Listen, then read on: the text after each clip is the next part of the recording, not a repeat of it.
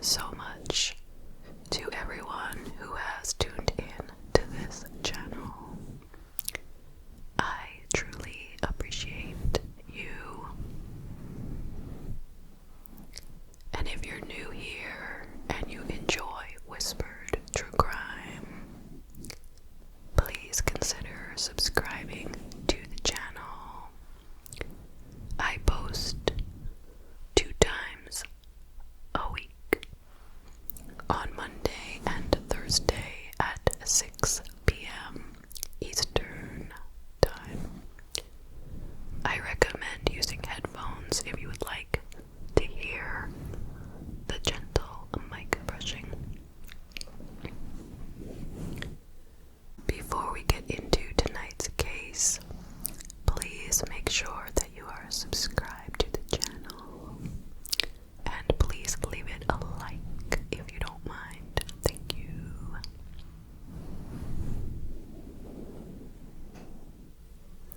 So, tonight we are traveling on over to the state of Alabama.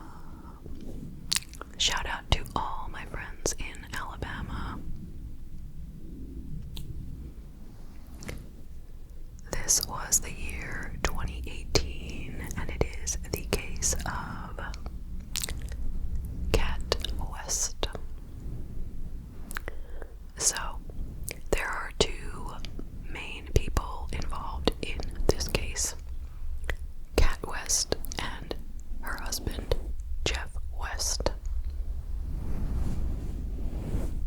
So I'm going to start out by telling you a bit about each of those people. So Cat West was born in 1975. She would be 42 at the time of this crime. She grew up in Florida, and she was raised by 2 parents. She was an only child. She loved playing with dolls and always dreamt of being a mother someday. She was also very into Marilyn Monroe and often tried to copy the style, which she seemed to do a pretty good job of, in truth. So she graduated from high school and she started doing some modeling work. She was described as being the life of the party, very wild and carefree, a bit of an exhibitionist. After having some alcohol, she would often start dancing around and removing her clothing in front of everybody. She was ultimately diagnosed with bipolar disorder, but she was medicated, and it was said that her medication was pretty effective. You know, she was being well managed, they said, on the meds. But she was also an alcoholic, and I'm sure that wasn't very helpful to her bipolar disorder. So now let's move over to Jeff West. He was born in 1974. He was said to be a very quiet guy, pretty much the opposite of how I described Cat. Not the life of the party, but still a guy that people liked and enjoyed his company. He was easygoing. He enlisted in the army when he was 18 and had a pretty successful career there. He became a military recruiter and later a military police officer. While he was in the military, he attended Southern Columbia University in Alabama, where he got a bachelor's degree in business administration, a master's in criminal justice administration,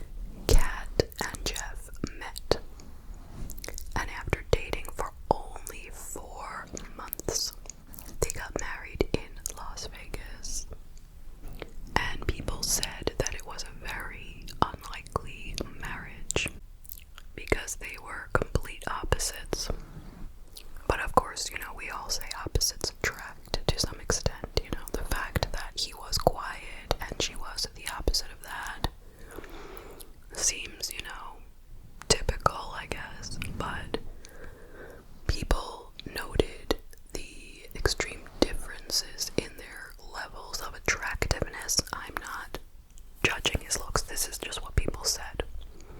Everyone felt that she was this, like, 10 out of 10 looking woman, and he was somewhere, much lower on the scale. So people were kind of shocked. But anyway, they moved around the country quite a bit for Jeff's job. And in 2005, so after just 1 year, they had a child named Lola. And that would be the only child that they had together. And by 2014, they moved into a beautiful home in Calera, Alabama. Jeff was working there as a campus security officer, and he was making good money. Kat called herself a stay-at-home mom, but she was also working on the side as a cam girl. This was not a secret, though. She wasn't living a double life. People knew what she was doing, and even her husband knew what she was doing. And he was very supportive. In fact, he even took the photos and videos for her. He helped her with her work. Now, by 2018, she was really doing well with this because she had started working on OnlyFans. And she had a pretty big audience. She was charging $15.99 a month. And Jeff continued to be supportive of this. Now, people would say of them that she, Kat, would fight with him, but he would not fight back. When she was drinking, she would get loud and emotional, and he would just sit back and remain calm, and he would say, quote, "Okay, boo-boo, okay, I love you, alright, baby girl." So he was said not to be at all violent or aggressive, didn't have an anger problem, nothing, okay? So let's move to the date of the crime. It was January 12th, 2018.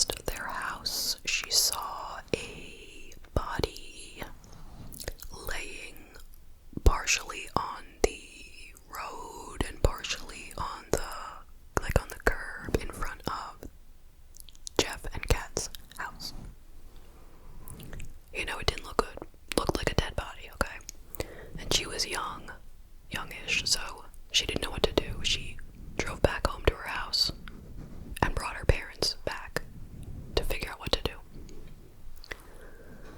So, of course, they called 911 and the police came right away. Now, when I heard this story, at this point, I didn't know if the dead body was going to be Kat or Jeff. Okay, but it's Kat, okay? She was laying face down. She was wearing nothing but a pink sports bra. She was laying in a pool of blood, and there was another pool of blood not far from her body, suggesting that she had been moved or moved herself.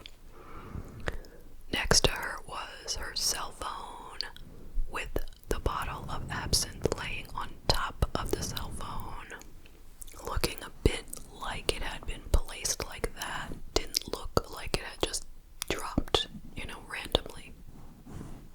She had a 2-inch gash on the side of her head, and the cause of death was said to be blunt force trauma to the head.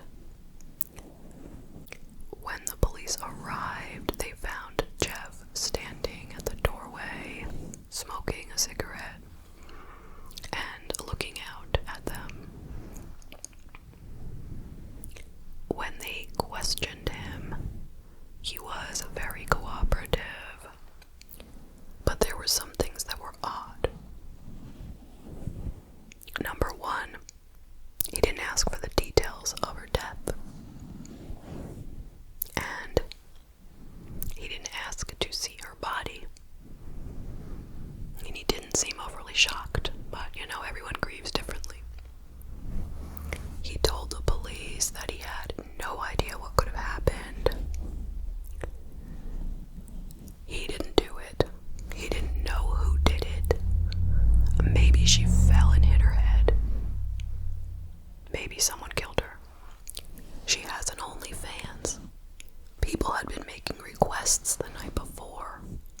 Maybe there was a stalker. An OnlyFans stalker. Could it be one of those people?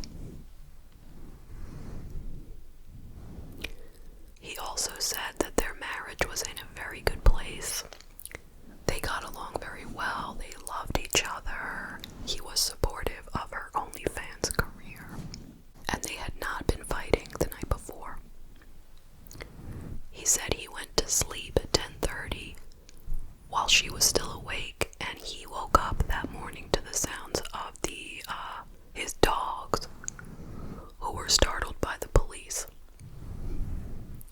But the neighbor who saw the body originally said that she saw him inside the house pacing back and forth, before the police arrived. Now, as far as the autopsy went, they found that her blood alcohol level was 3 times the legal limit. They found signs of sex, but no signs that she had been assaulted in that way. They could not tell exactly how she had died, whether it was an accidental fall or, an intentional assault. So the police began looking into this. They checked through her OnlyFans followers. They did not find anyone who seemed suspicious. So their only suspect was Jeff, and they arrested him on February 22nd of 2018 and charged him with murder. He was offered bail of $500,000, which was too high. He could not get that money, and he had no choice but to remain in custody until the trial. Now, interestingly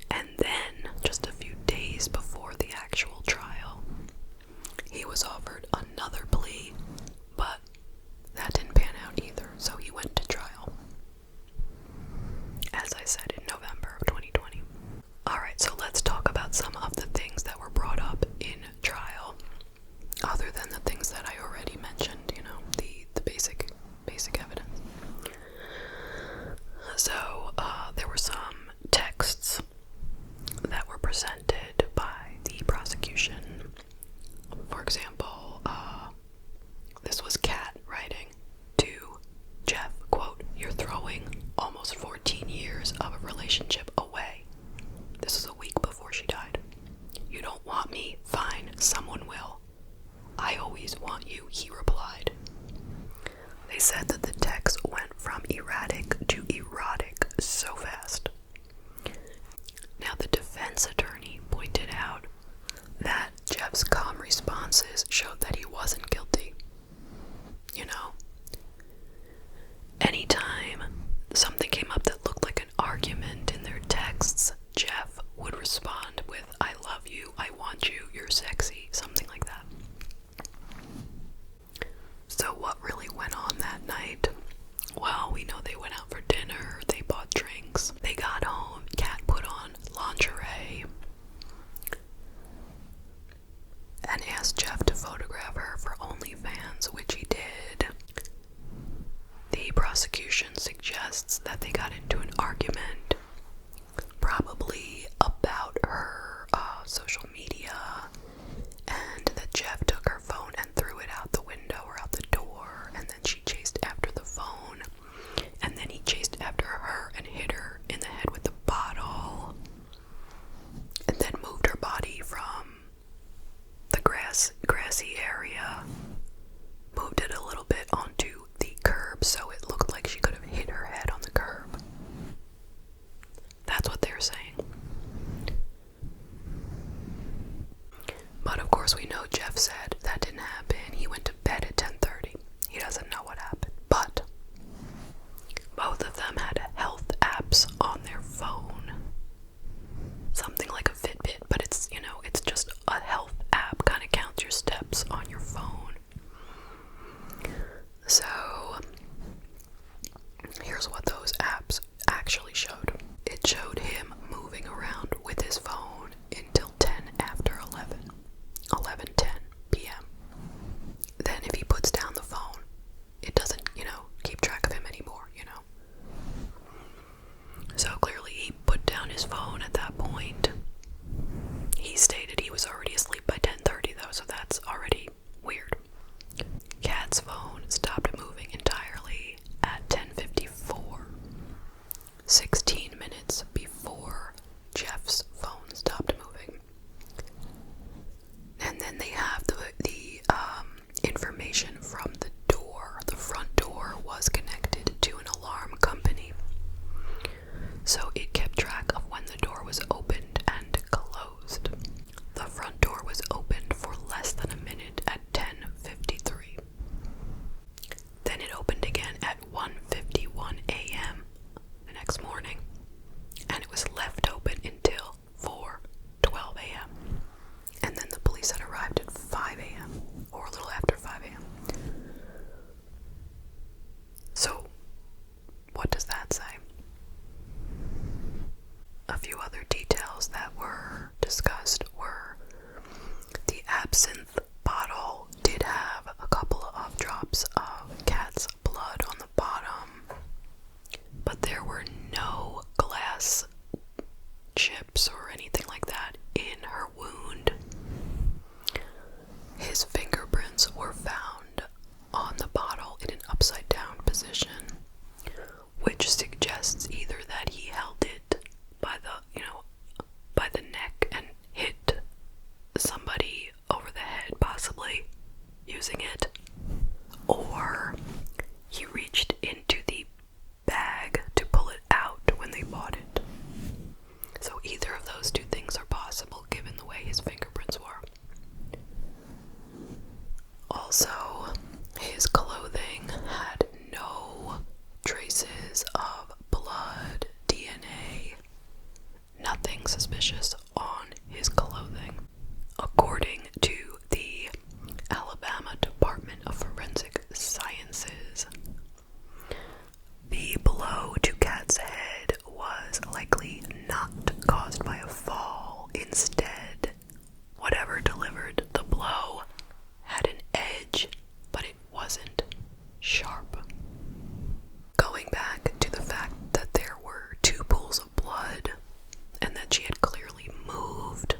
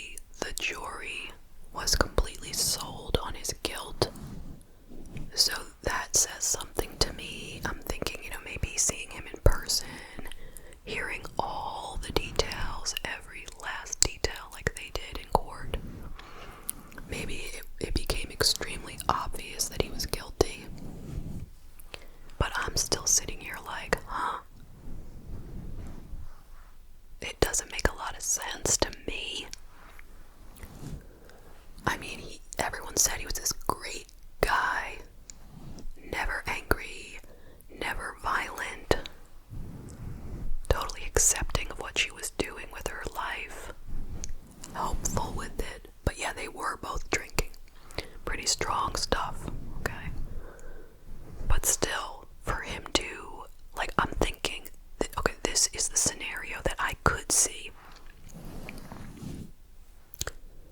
For whatever reason, you know, she goes outside and she falls, she hits her head, and he is so afraid that he's gonna get charged with murder that he doesn't say anything. He goes back inside, he goes in, he goes out, he tries to figure out what to do. You know, maybe he moved her body a little, I don't know. And then when the police come, he thinks to himself, I'm still not gonna say, you know, what really happened, because I know they're going to think that I killed her, but I really didn't. So let me just say I don't know, and let me say I was sleeping.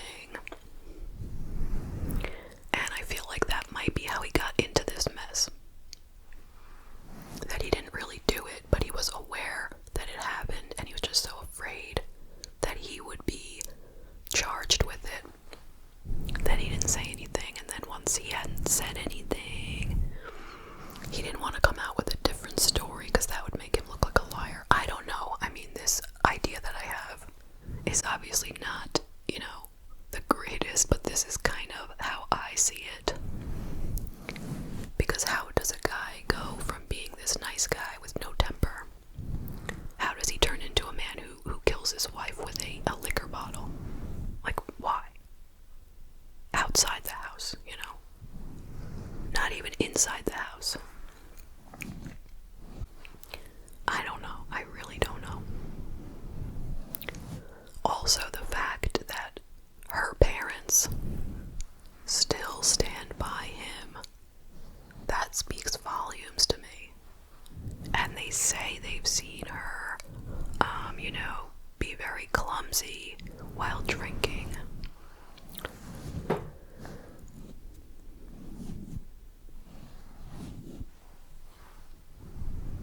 I'm thinking while I brush the mic, I'm thinking how this all happened, how this could have happened.